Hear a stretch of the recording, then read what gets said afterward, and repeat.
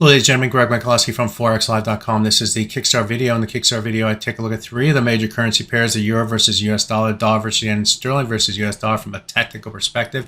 Just had PCE data, which came in a little bit hotter than expected, especially for the core, 2.6 versus 2.5%. But what has it done to the foreign exchange market? We'll look at that in this video, so let's get started. Taking a look at the euro versus US dollar, we've seen the price action move up and down over the last 3+ trading days. Technically speaking, in the moves to the downside this week, we did get below the 38.2% retracement. That's of this move up from the June low to the July high. That 38.2 came in at 1.08394, and on Wednesday we fell below it and bounced back above it. On Thursday we fell below it on a number of different occasions and bounced back above it. In trading here today, we did find support buyers against that 38.2% retracement, so that was a somewhat a bullish tell, and we did see a rebound back to the upside, helped by the PCE data. But that move to the upside is seeing some sellers as well. We are trading above and below the 100-hour moving average. Recall from yesterday, we did move above that 100-hour moving average, but found resistant sellers against this other target up here, which I outlined in my video yesterday. That level needed to be broken at 1.08725. It corresponds with different swing lows and swing highs going back in here. That's pretty plain to see, and that's what the market tries to do, is try to lean against levels that is plain to see by all. And so sellers leaned against this level. If we would have gone above, we probably would have moved higher, but we didn't. And we started to rotate back to the downside. We did try to stay below the 100-hour moving average in trading during the Asian session, and we did. We're successful, then found support at 38.2%. Now breaking above this level, the 100-hour moving average, for the second time this week.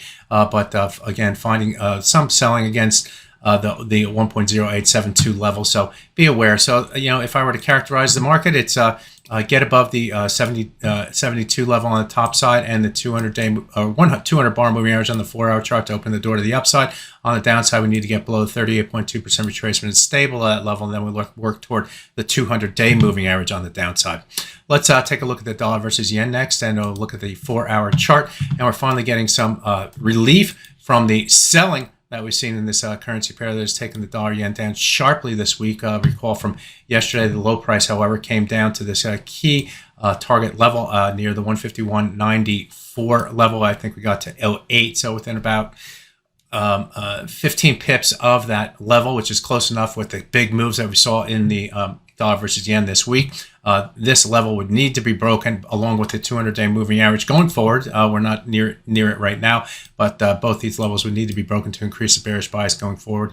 They weren't this week. We've seen the rebound, and with that rebound has taken the price back up to a swing area up through here, this yellow area right here, and we need to get above that level to increase the bullish bias. As you can see, the price moved right up to that in the middle of that level and then started to rotate to the downside here. What a lot of people are saying is that the winds of change in the U.S. stock market being influenced by the selling, the unwinding of the quote-unquote carry trade that supposedly led to all the buying in the U.S. stock market through here, as they borrowed yen and bought U.S. assets, but that is unwinding, and that's what they're saying is leading to the downside in trading this week in things like the stock market. So, watch the dollar versus yen for clues in the U.S. stock market. I'm not necessarily fully on board with that idea, but whatever.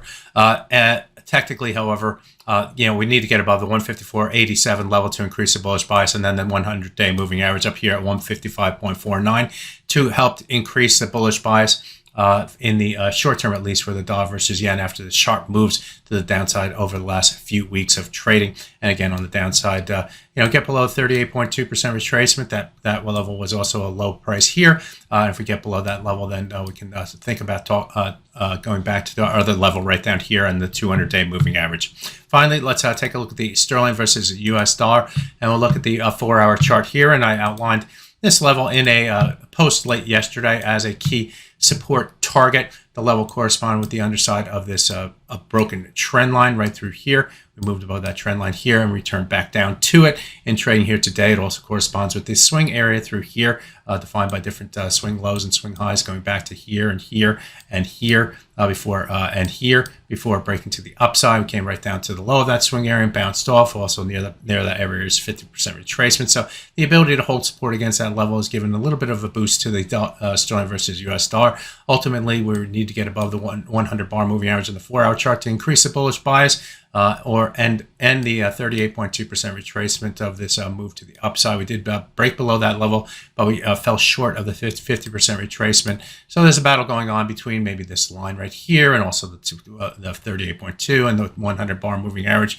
That's how I play the sterling versus US dollar. But like the euro versus US dollar, it seems like we're kind of easing perhaps into the weekend in this summer month ahead of the Olympic Games starting this weekend. So, maybe that's a good thing after all the volatility in trading this week. That's my Kickstart video for the three major currency pairs. My name is Greg Michalowski. Good fortune with your trading. Bye-bye now.